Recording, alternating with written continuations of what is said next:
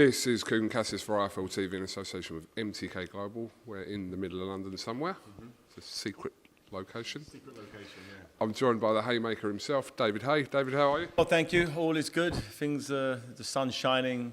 Feels like the world's slowly starting to get back to some remnants of normality. Absolutely. We're here, starters. We're having an interview here, and it feels like things are getting back to normal. This is when I know that things are starting to get back to normal, when the big man comes out to do his interviews. Yeah, I was getting a little bit frustrated interviewing you on Zoom because you never had good connection either. I struggle with connection, but we're here. I'm a real life type of guy. Absolutely. Yeah, I want to kind of straight into it. I spoke to Derek only last week and a little bit vague about what's going on. I don't know if you guys kind of know really what's going on regarding his fight with Alexander Usyk. What he has done is he's ruled out the possibility of fighting behind closed doors. He said that's not an option. You'll wait for a suitable time where some sort of crowd is allowed in. Is that accurate? Yeah, you know, Derek is a creature of habit. He thrives on the fans. You know, the more fans that are there for him, the harder he'll fight. Just go to any of his last few fights. You know, the Dillian Whyte fight, the Price fight. You know, when he feels the vibe, he produces the goods. He really gives everybody a good account of himself. Derek fighting in an empty studio somewhere or a garden, I'm not sure. If he had to do it, then you got to do what you could do. But hopefully, things are starting to move. You know, Eddie's got those shows in his back garden. That's fantastic. You know, you've got Frank doing some fantastic stuff with BT behind closed doors. As long as the fighters are getting in there, you know, applying their trade and getting off that ring rust from this big gap that we've had. You know, the young fighters need to be active. Sitting on the sidelines for a year does nobody's, unless if you broke your leg or something, that's one thing. But when you're fully fit and ready to go, sitting at home watching Netflix isn't going to help because all the gyms are closed. There was very little you could do to keep yourself in tip-top shape. So the sooner we can get things back to normality, better. And also, Usyk-Chisora, you know, we're looking at probably October realistically. You know, you got Povetkin and Dillian Whyte. That's going to a real mouth-watering affair, that one happening on the 22nd of August in Eddie's back garden.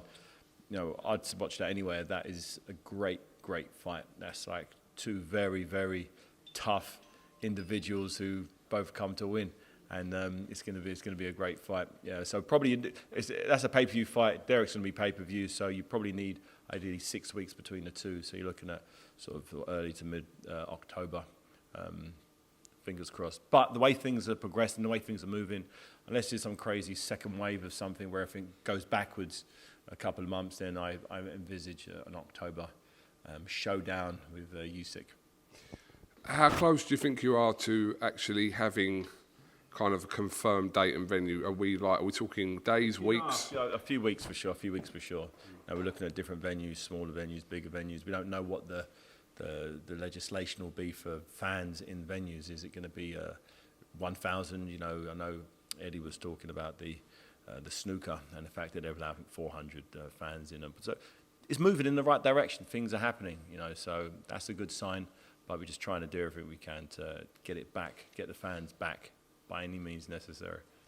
Did you see Usyk's video the other day running along the beach, chanting Derek's name? No, it was nice to see. It's nice to see. When you see that happen, when you see the fighter out there training, working, grinding, lovely location, wherever he was, it looked beautiful. But it's nice to see Derek's in his mind because he's training, because Derek's training. Derek's training right now. Derek's in good shape. He's thinking about Usyk every day also. And that's what you want. You know, both of these fighters are consummate professionals. You know, Derek maybe a couple of years ago might not have been as focused as he has been throughout lockdown, but we're still looking at maybe 11, 12 weeks away. So at this stage right now, going into a training camp, we've all sat down with Maris and Leon and the guys from London Shoot Fight, Alexis, and we're trying to establish a nice program for him moving forward. And he's in a good place physically. He's in a good place, and he's happy. He's happy training every day. He's happy pushing his body to the limit because he's done it for so long now. It's become a way of life. Long gone are the days where he has 3 or 4, 5, 6 weeks off boxing completely, where he's just eating.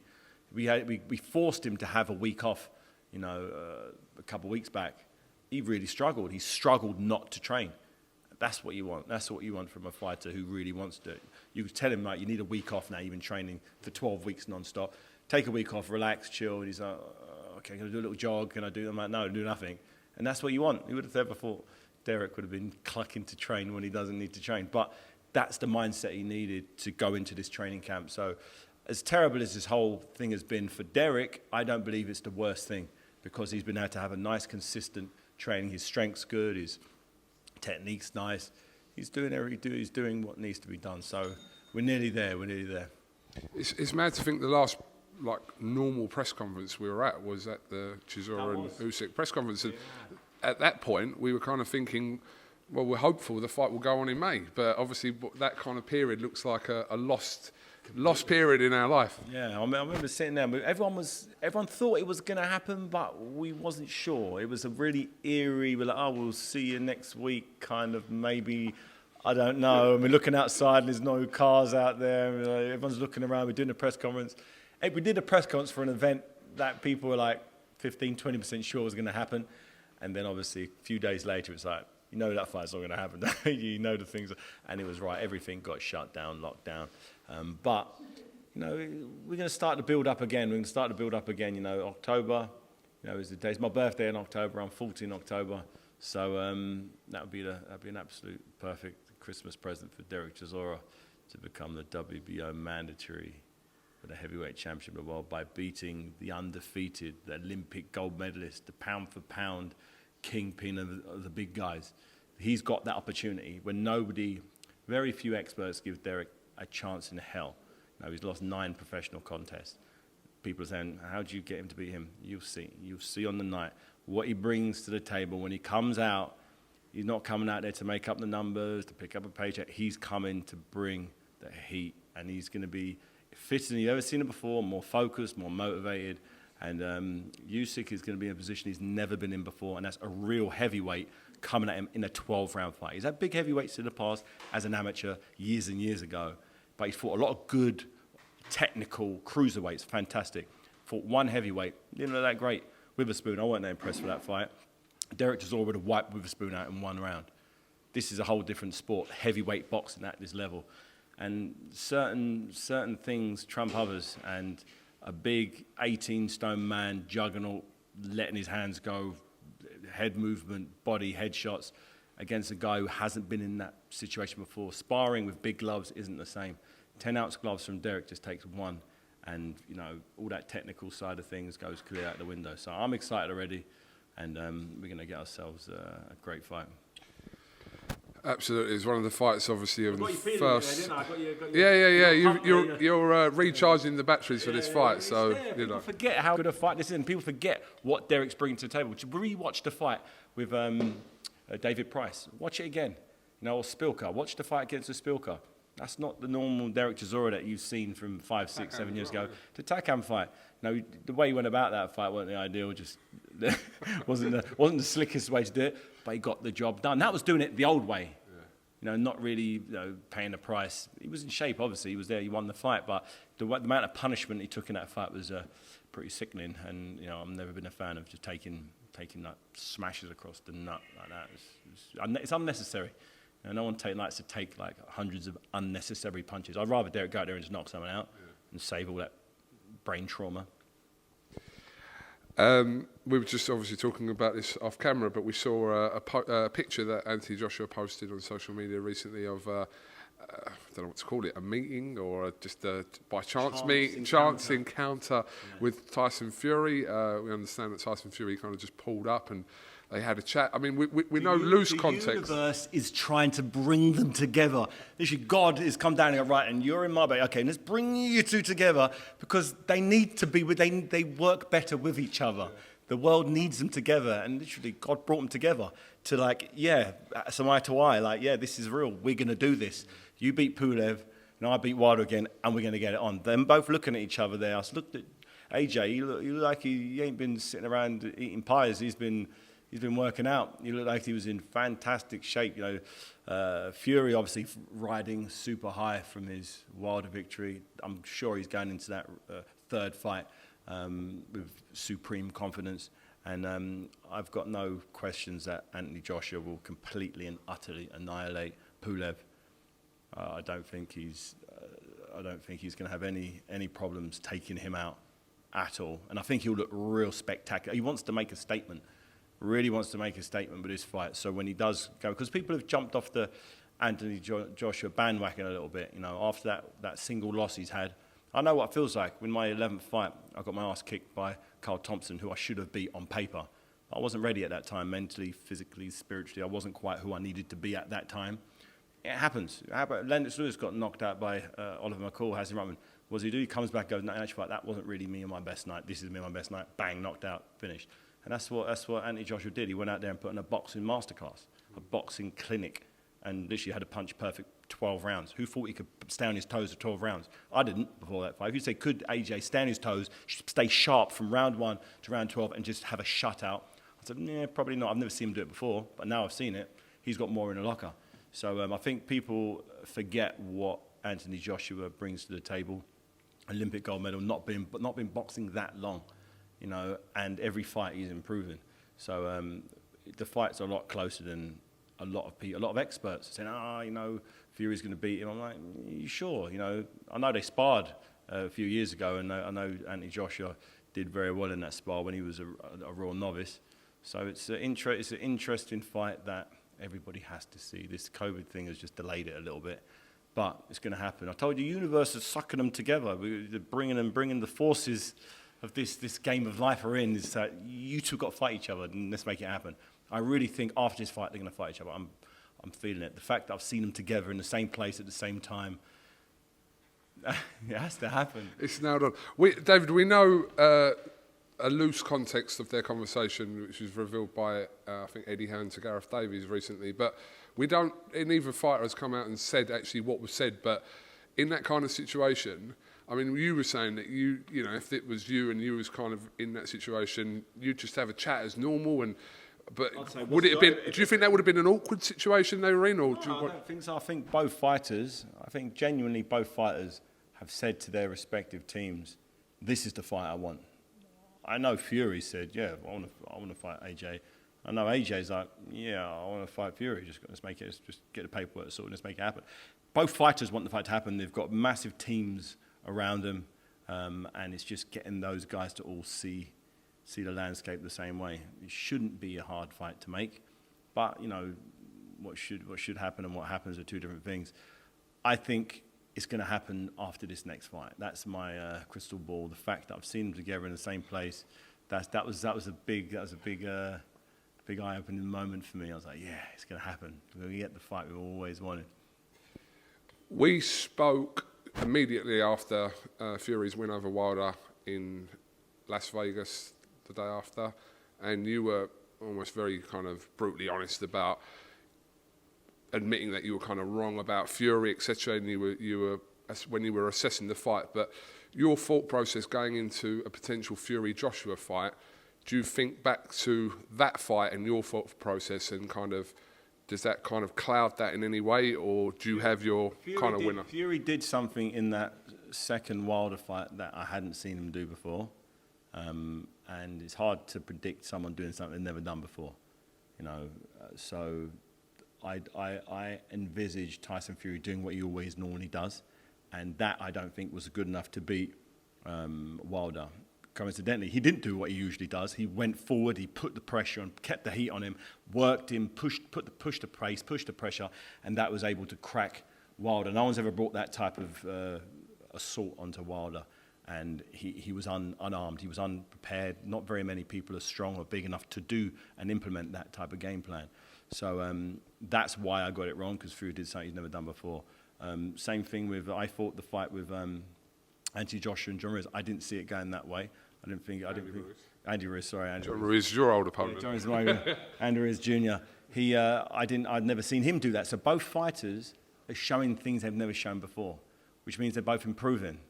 So we're in a situation where you've got two legitimate world champions who are both improving, who can both implement game plans to a letter, to the T, in fights against world-class opposition, and they're still so young, and there's so much more to come from both of them.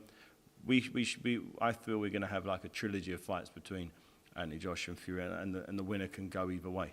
You know, I think a lot will be said after the first fight how that goes, but it's, you know, because they're so young, because they're so malleable, they're both physical specimens. It's just all the perfect ingredients for, you know, one of the biggest fights, if not the biggest fight in the heavyweight division ever.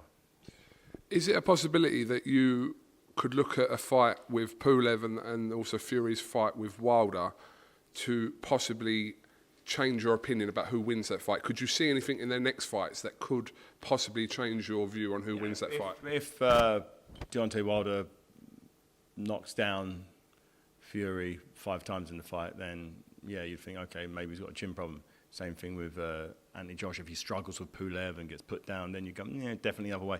So yeah, you can. It depends on that fight, but I don't envisage either fighter really struggling in the next fight. So I think they're the perfect opponents for each other. And maybe I'm overlooking Deontay Wilder. Maybe Deontay Wilder just underestimated Fury, and maybe he's going to raise his game. Because remember, Wilder and Anthony Joshua are similar. The fact they started boxing around the same time, and they're both physical phenomenons. They're just ridiculous. If you just stand next to both of them, it's like, what planet was you born on? It's crazy. And they're so fast and accurate and strong and fit. It's hard to bet against someone who has those types of physical attributes. It's really tough to think we've seen how can we say we've seen the best of Wilder? He can't do anything other than what he did in his last fight. It's ignorant to think that, particularly when you look at how bad Andy Joshua looked against Andy Ruiz Jr. the first time. It happens. You know, maybe if you can go back to when Tyson Fury fought John McDermott. If you judged him on that night, he ain't got no business beating Anthony Joshua, but you don't. You judge him on how he is today. And, you know, you're only as good as your last fight, as they say, and both of their last fights were 10 out of 10. Well, like you said, they've got a job to do between both of them. I mean, in regards to Deontay Wilder, a lot of people have almost written Deontay Wilder off. I have a little bit, and that's not fair. I'm not saying you, but it's just him suffering one defeat as well. Because I was there watching it in real time, up close, it resonated with me so much more than people at home. And I know that's not the best of it. I don't know what was wrong with him that night. You know, maybe he just got it wrong. He just loses. Sometimes it just doesn't work out the way you want it to work out. You get out the wrong side of the bed and it's just terrible. I think there's way more. I think Deontay Wilder is significantly better than that performance he put on. But is that going to be enough?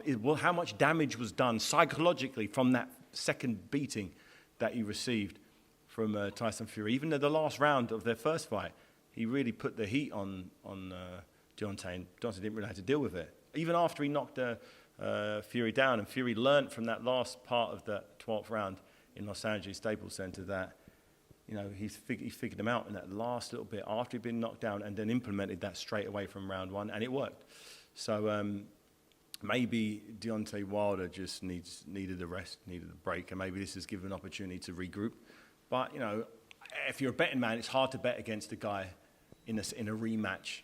It's very difficult to bet against him. But, you know, you can't write someone as athletically gifted as Deontay Wilder off. You know, he's got a chance. Of course, he has a chance. Just watch the first fight, and he knocked Fury out in that first fight. A lot of referees would have waved it off in the 12th round when Tyson Fury was motionless on the ground. If he would have waved the fight off, we would have never got to see that second fight, and then people would have written Fury off. But Fury would have still been as good as he is considered now.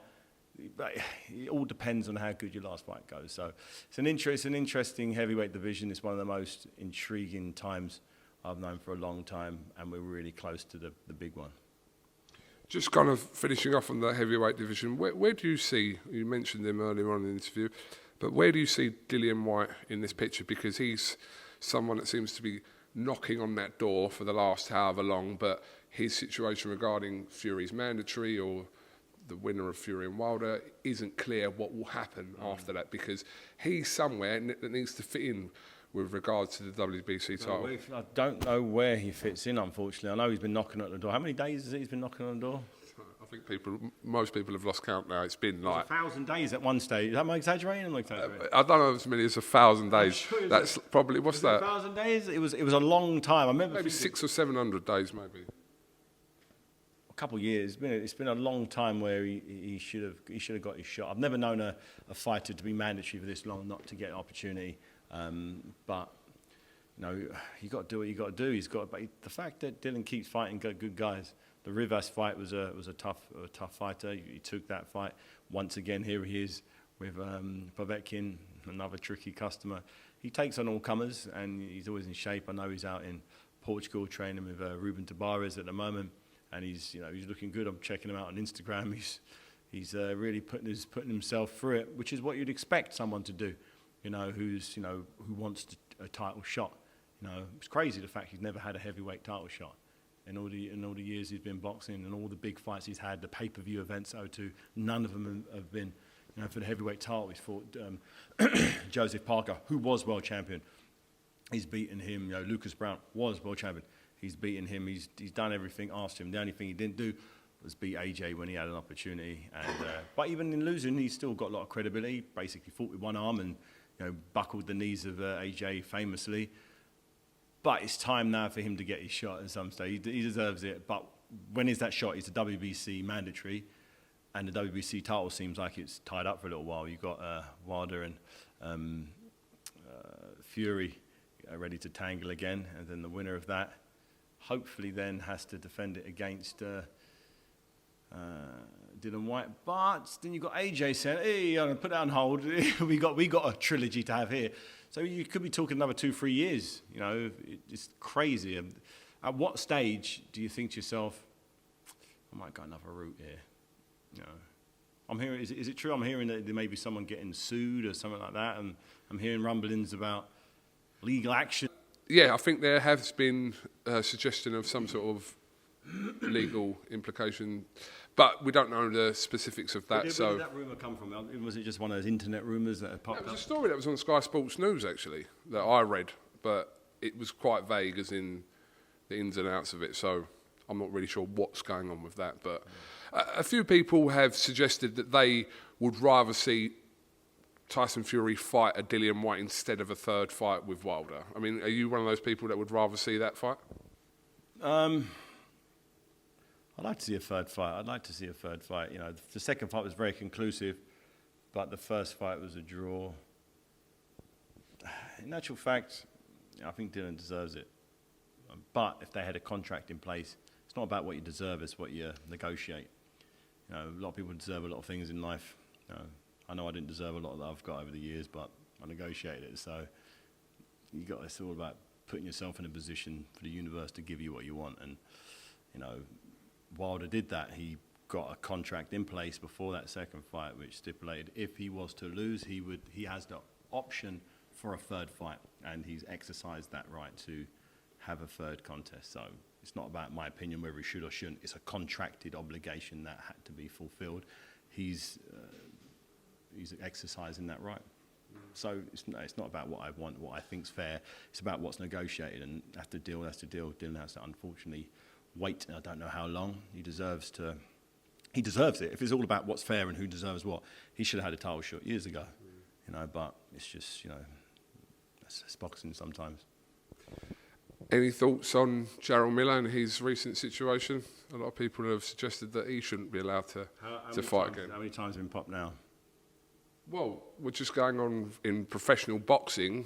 Obviously, the situation with Joshua last year, and now again recently now before he'd had his comeback fight, which was due to have been maybe a couple of weeks ago. But was there anything prior to that, or was it?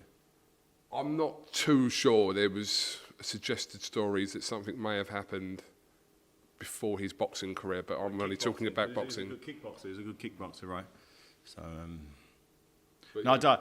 Yeah, when you get popped twice, you normally get a really lengthy ban. I know he got like a week, 6 months. That week, how much would he get for the last one? I don't actually know what his length of ban was, to be fair. I'm not even sure if he was licensed. I'm not even sure if he actually got a ban.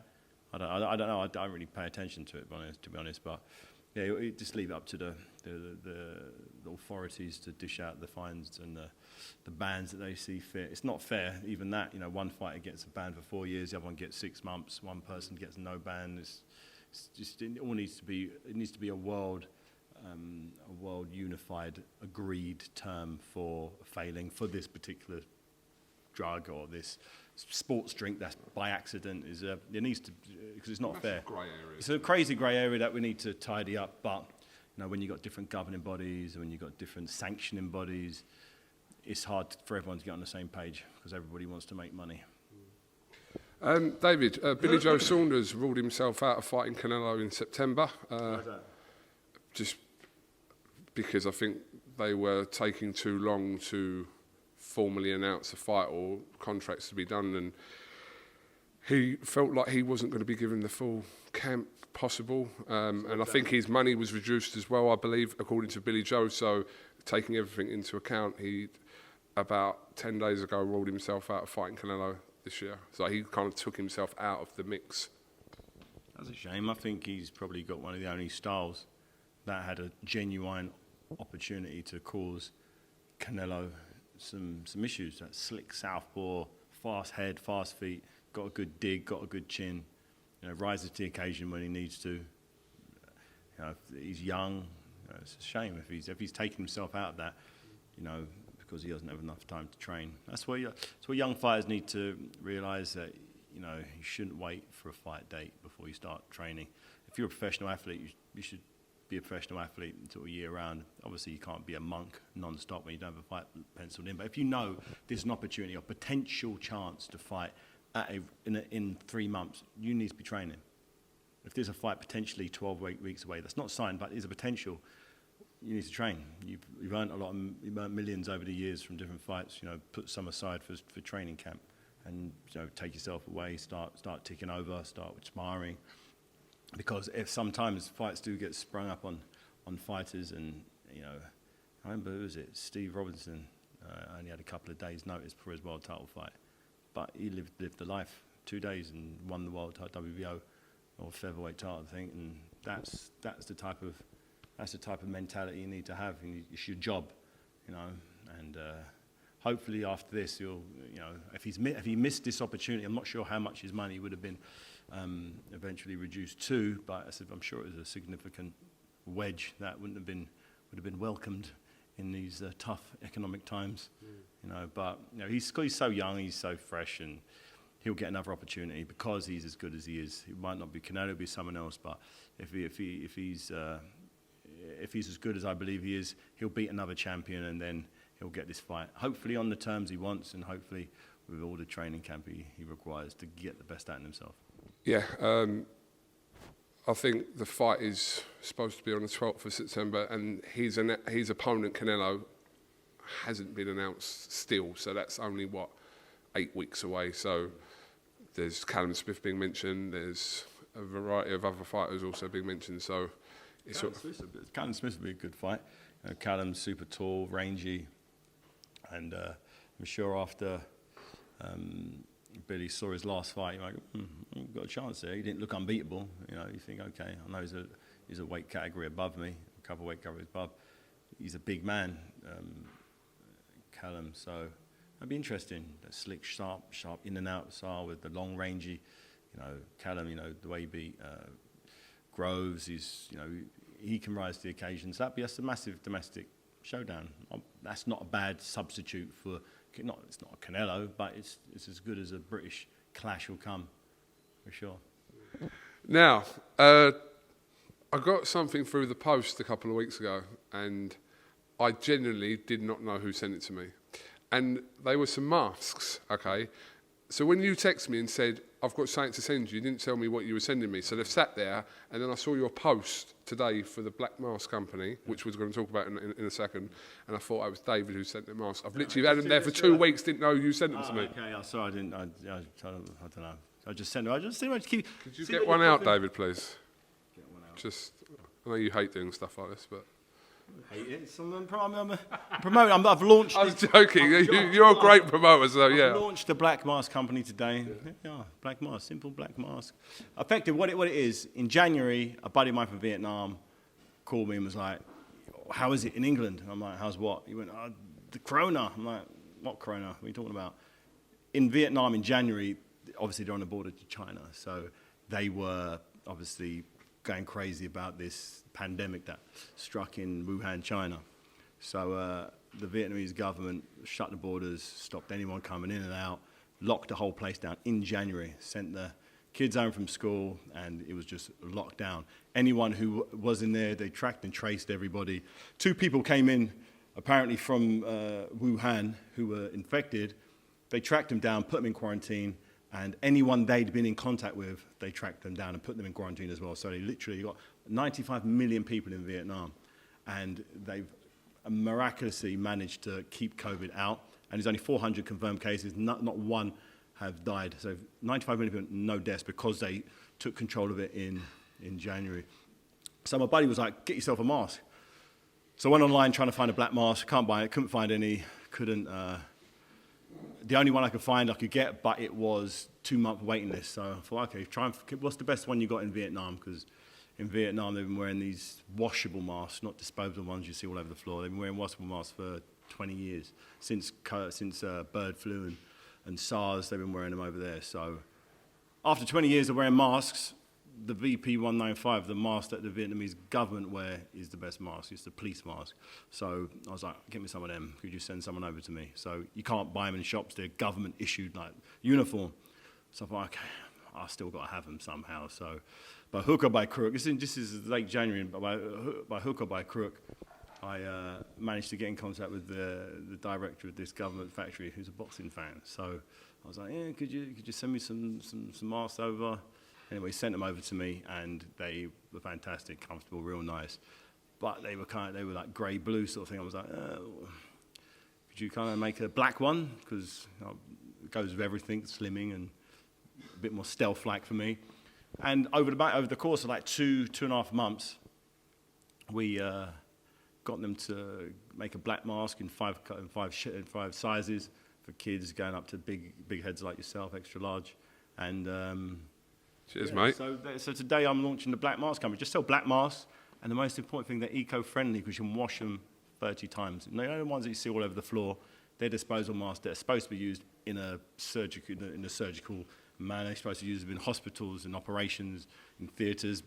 But the ones you put in your pocket, get on a tube, running around with, supposed to be made of nano silver cotton. Cotton, 100% cotton. Could you possibly put it on for us? Thank you, David. So you get a mask. Like so. See, a black It mask. actually looks good compared to some of the ones I've seen. It actually looks good. That's why I'm doing it, because it looks good. And it's 3-layer like the World Health Organization requested we wear. And it's cool, and it's good for the environment. The BBC yesterday said 100, I'm not exaggerating, Google this yourself, 129 billion, yes with a B, billion masks will be used per month. Disposable masks that aren't eco-friendly, that last for hundreds of years, just cluttering the environment. So these things these are biodegradable. They're 100% cotton, and it's just better for the environment. So do your part. If you don't buy these ones, buy another one, but get one that's reusable. It's actually cheaper. It's like 30p a day if you wear it for 30 times. Antibacterial, antimicrobial, blah, blah, blah, blah, blah. Nice masks. Hope you like your one. Well, now I know where they come from, and I only knew today when I saw your Instagram post. Now I'll wear it because I was thinking, I don't know who sent me masks. And I thought, is it a trap? Is it something? No, is it laced with COVID? No, I genuinely didn't know. So they've sat in the drawer, but now I know it was from you.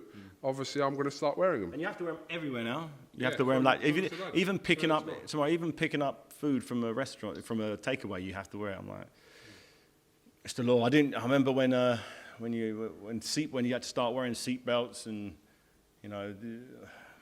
sometimes things have changed. You just go with it, and this is what it is. You got to wear a mask. Hopefully, it won't be for long.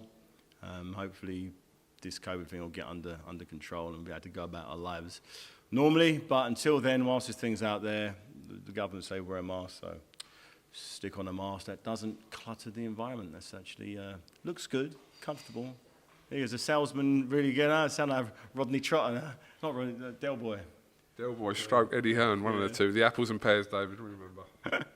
Yeah, so literally during lockdown, there's been no boxing to do. There's been no poker. I'm a professional poker player for Grove the Casino. Make sure you tune into Goliath in a week and a bit.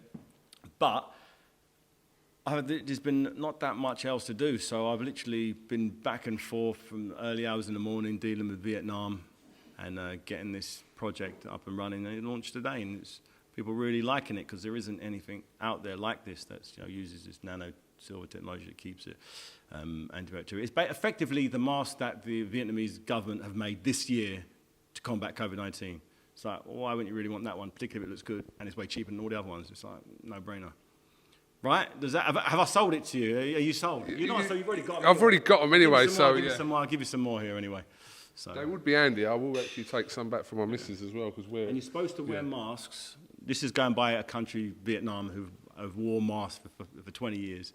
You're supposed to wear them like you wear your underwear or your socks. You wear them for the day, get home at night, put them in a dirty bin, wash them. Next day, you got another one, and rotate them like that. They're supposed to be used. That's how it's supposed to be. We don't know. We've only just been hit with a pandemic for the first time. Everyone's like, oh, mask, where'd you get masks? Hospital. Use the hospital mask. No, that's for an operation. This is for every day, getting on a tube and running around. So if I haven't sold it now, if you don't really want to go to theblackmaskcompany.com, then I don't know what it's all about. See, I've got a mask in my bag that I've been wearing. It's not black, though, is it? Hold this, I'll show you.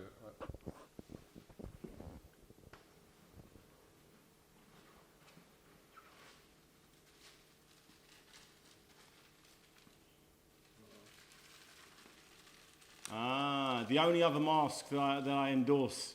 It's the only other mask. I would put it on, but I'm not sure. No, it's all right. It hasn't been used. No mercy. No mercy. Yeah, Derek Chisora's working on a new range. Yes, we're working on a new range with Derek Chisora. That's the ones Derek gave me the other day. That's the only other mask that I recommend, that one there. Derek Chisora.